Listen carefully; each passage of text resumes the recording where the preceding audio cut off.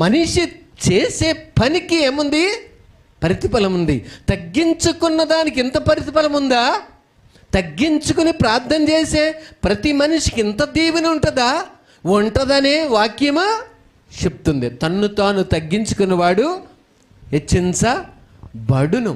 తగ్గించుకున్న వారికి ఇంతగా దేవుడు హెచ్చిస్తారా? ఖచ్చితంగా హెచ్చిస్తారు. తగ్గించుకునే మనసు, లైట్గా తీసుకునే మనసు ఉంటే లైఫే లైట్ అయిపోతుంది. గర్వంగా ఫీల్ అయితే లైఫే అహంకారంగా మారిపోతుంది.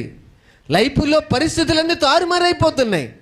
దేవుని సేవకులు పిల్లలు కనబడుతున్న వందనాలు చెప్పే మనసు కూడా కోల్పోయిన మనుషులు, వాళ్ళ లైఫ్ కూడా అలాగే మారిపోతుంది. వందనాలు చెప్పే మనసే లేదు, లేక తోటి వ్యక్తికి వందనాలు చెప్పి తగ్గించుకునే మనసే లేదు. వాళ్ళ లైఫ్ కూడా అలాగే మారిపోతుంది. ఎందుకంటే వాళ్ళు నిర్ణయించిందే నువ్వు చేసిన దానికి